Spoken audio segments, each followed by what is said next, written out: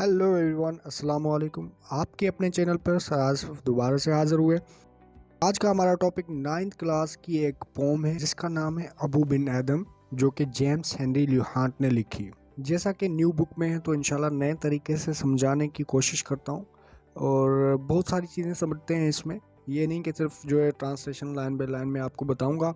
पहले आपको राइटर के बारे में बताता हूँ, उसके बाद इस तरह में जैसे लिटरेरी डिवाइसेस या इस पोम की थीम क्या है, फिर सम अप भी करते हैं और साथ में मैं आपको इसके क्वेश्चन आंसर्स आपकी डिस्क्रिप्शन में प्रोवाइड करूँगा, जो कि बोर्ड के हवाले से बहुत इंपॉर्टेंट है।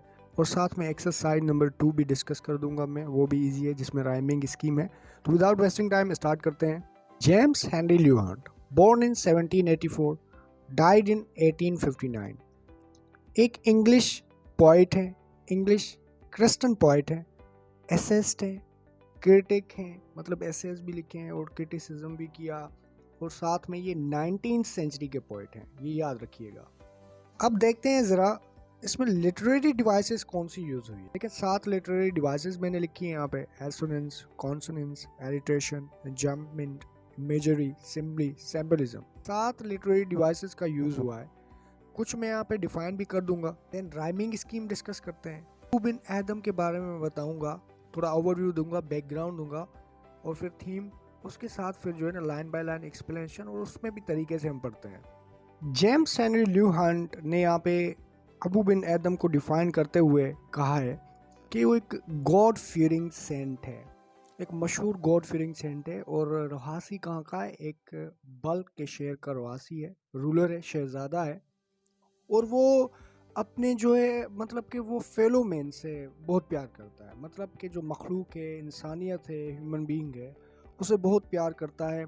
और साथ में मतलब कि वो बहुत केयरिंग है, केयरिंग पर्सन है। उसने मतलब गरीबों के लिए, आम इंसानों के लिए बहुत सारे जो वेलफेयर के वर्क किए हुए हैं, आप कह सकते हैं। बहुत काइंड और केयरिंग किंग है, ऐसा समझे आप, बहुत काइंड और केयरिंग किंग है। और वो मतलब जो उसका जो बिलीफ है वो गॉड पे, वो बड़ा स्ट्रॉन्ग है। हालांकि वो डायरेक्टली लिंक्ड नहीं है खुदा से, लेकिन उनके फेलो मैन से लिंक है। आई होप समझ में आया होगा, ये इसका थोड़ा बैकग्राउंड था। अब राइमिंग स्कीम क्या है? सिंपली आप कह सकते हैं कि formal arrangement of rhymes in a stanza और अ पोम। जब पोम की लास्ट लाइन में लास्ट वर्ड कनेक्ट कर रहा होगा पूरी लाइन से, पूरी वर्सेस से, स्टेंजा में या पोम में, तो उसे राइमिंग स्कीम कहेंगे। इस पोम में ए बी की राइम है, राइमिंग स्कीम है। तो डिस्कस करते हैं आगे। थीम की बात की जाए तो love of human kind is love of God. अल्लाह ताला उनसे प्यार करता है जो उसकी इंसान ज़ात से, उसकी मखलूक से प्यार करता है। तो इस पोम में ये दिखाया गया है, इस पोम के थ्रू। और जिस तरीके से आप मैट्रिक क्लास में एक पोम पढ़ेंगे, द वॉइस ऑफ गॉड, खुदा की आवाज़, लियोसाइड न्यूमैन जो पोइट हैं वो खुदा को ढूंढने की कोशिश करते हैं। गॉड से रिप्लाई आता है कि आई डिवेल अमंग द पीपल, मैं लोगों के दरमियान रहता हूँ। तो इसमें भी, उसमें भी यही थीम है, लेकिन इसमें इस तरीके से जो थीम है इसे डिफ़ाइन भी करते हैं आगे। मैं लास्ट में इस थीम को मज़ीद डिफ़ाइन करता हूँ। आई होप ये क्लियर हुआ होगा। लाइन बाय लाइन एक्सप्लेनेशन की तरफ चलते हैं। Abou Ben Adhem, may his tribe increase. यहाँ पे 2 कॉमा यूज़ हुए हैं, इन्हें हम इंग्लिश पंक्चुएशन में पैरेंथेसिस कहते हैं। और ये पैरेंथेसिस यहाँ पे इस वजह से यूज़ की गई है, यहाँ पे एक्स्ट्रा इन्फॉर्मेशन दी गई है। यहाँ पे समझ में बात आई? यहाँ पे एक्स्ट्रा इन्फॉर्मेशन दी गई है ना। उसकी मीनिंग देखते हैं। Abou Ben Adhem, may his tribe increase. Abou Ben Adhem, उनके कबीले में इजाफा हो। Awoke one night from a deep dream of peace. एक रात सुकून की गहरी नींद से बेदार हुए, उठे। And saw with in the moonlight in his room, और रोशनी अपने कमरे में देखी। Making it rich and like a lily in Bloom, जो उसे मुनव्वर कर रही थी लिली के ताजा फूल की तरह। यहाँ पे लिली एक फूल है, अ flower. N angel writing in a book of gold, एक फरिश्ता सुनहरी किताब में लिख रहा था।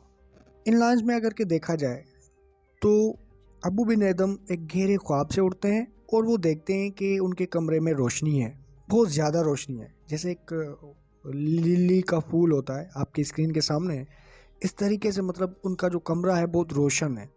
और वो देखते हैं कि एक फरिश्ता गोल्डन सुनहरी बुक पे कुछ लिख रहा है। अब यहाँ पे क्या डिवाइसेस क्या यूज़ हुई हैं वो भी बता दूँ मैं आपको। पहली डिवाइस देखें तो इंजैनमेंट यूज़ हुई है। किस तरीके से, पहले दो लाइंस देखें। पहली लाइन में जो हमारा थॉट है या आइडिया है वो इनकम्प्लीट है और दूसरी लाइन में शिफ्ट हुआ विदाउट ग्रामेटिकल पॉज, मतलब ग्रामेटिकल पॉज के बिना शिफ्ट हुआ तो उसे इंजैनमेंट कहेंगे। फिर देखा जाए फोर्थ लाइन में make it rich and like a lily in Bloom, तो यहाँ पे सिमिली का यूज़ हुआ है। सिमिली मतलब कि comparison between two unlike things with the use of like and as. Like का यूज़ हुआ तो डायरेक्टली पता लग गया कि कौन सी डिवाइस का यूज़ हुआ है, सिमिली का यूज़ हुआ है। फिफ्थ लाइन में देखें तो यूज ऑफ इमेजरी, इमेजरी का यूज हुआ। An angel writing in a book of gold, imagery का मतलब होता है use of 5 senses. Exceeding peace had made Ben Adhem bold, बढ़ते हुए सुकून ने अबू बिन एदम को बहादुर बना दिया। And to the presence in the room he said, और कमरे में मौजूद हस्ती से उन्होंने पूछा, मतलब फरिश्ते से पूछा, what writest thou? The vision raised its head. आप क्या लिख रहे हैं? उस फरिश्ते ने अपना सर उठाया। यहाँ पे देखें दो वर्ड, राइडिस एंड दाव, ये ओल्ड इंग्लिश है। दाव मतलब यू है यहाँ पे, राइडिस का मतलब राइट है यहाँ पे। यहाँ पे वर्ड विजन यूज हुआ है, इसका मतलब एंजल है। और मैं आपको यहाँ पे बता दूं सिंबलिज्म, जो सिंबल यूज हुआ है ना, मतलब फरिश्ते को कंपेयर किया जा रहा है लाइट से। तो जो लाइट है, विजन है, वो एक सिंबल है एंजल का। And with a look made of all sweet accord, और एक दिल आवेज नजर के साथ, answered the names of those who love the Lord, जवाब दिया उनके नाम जो खुदा से मोहब्बत करते हैं। अब देखा जाए इन लाइनों में तो अबू बिन एदम यहाँ पे डरते नहीं हैं, हालांकि बहादुर बन जाते हैं। मतलब उस रोशनी को देखकर, उस पीस को देखकर बहादुर बन जाते हैं। और वो देखते हैं एक फरिश्ता है सामने और रूम में रोशनी है, तो वो पूछते हैं उनसे कि आप क्या कर रहे हैं, आप क्या लिख रहे हैं। तो जैसे फरिश्ता सर उठाता है और वो कहता है कि आंसर देता है कि मैं उनके नाम लिख रहा हूँ जो खुदा के नज़दीक हैं, जो खुदा से प्यार करते हैं। तो यहाँ पे आगे अगर के लाइनों में देखेंगे तो क्यूरियोसिटी मतलब पैदा होगी अबू बिन एदम में, कि वो भी जानने की कोशिश करेंगे क्या मेरा भी नाम है। आगे देखते हैं।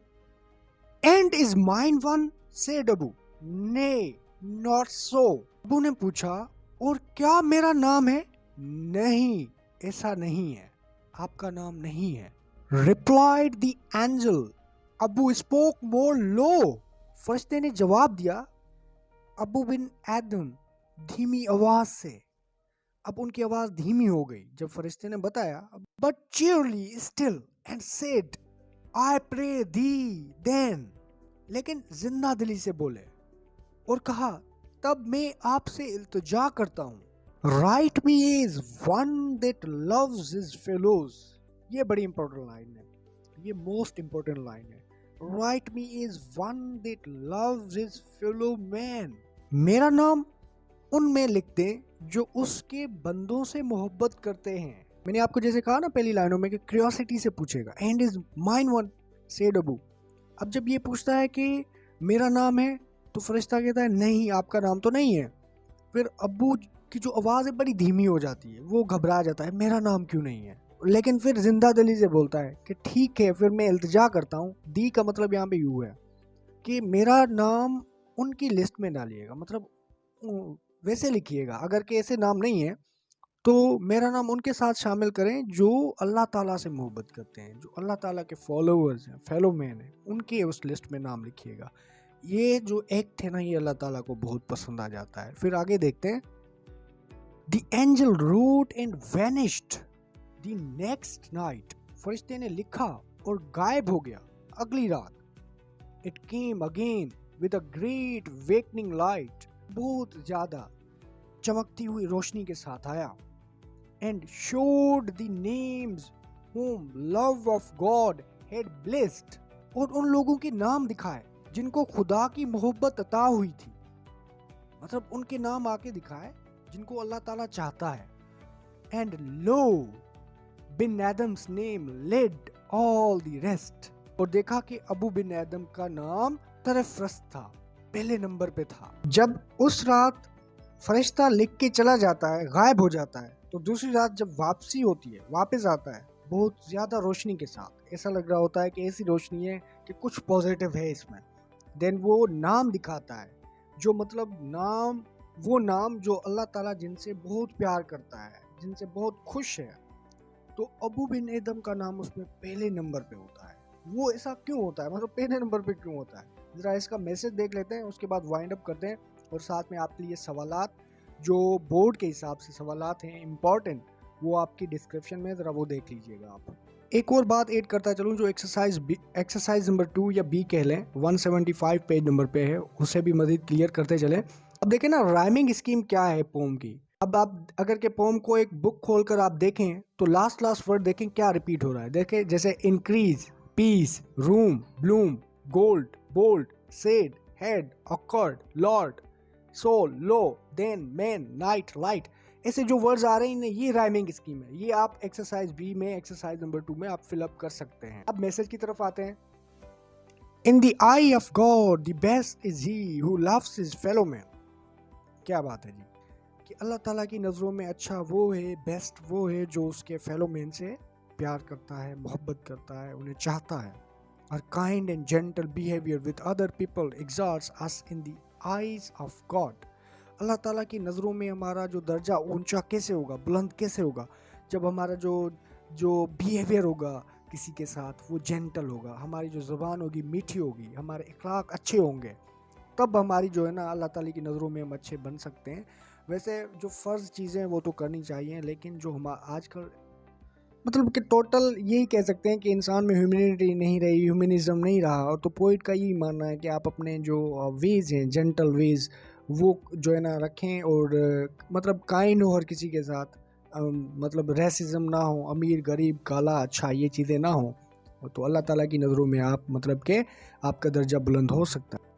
बहुत सारी चीज़ें डिस्कस करने के लिए हैं, वीडियो लंबी बन गई तो खैर अब शॉर्ट और चीज़ें मैं नहीं बताना चाहता। और अगर के कुछ रह गया, आपको समझ में ना आया, तो कमेंट बॉक्स में आप पूछिएगा, ज़रूर जवाब दूंगा मैं। और साथ में सवालात डिस्क्रिप्शन में बोर्ड के हिसाब से जो इम्पोर्टेंट है वो मैंने दे दिए हैं। और साथ में मैसेज समझ आया होगा, पोम समझ आई होगी, आई होप अच्छे तरीके से कोशिश की समझाने की। वीडियो ऑलरेडी लंबी है, सो बहुत शुक्रिया। और साथ में सब्सक्राइब, लाइक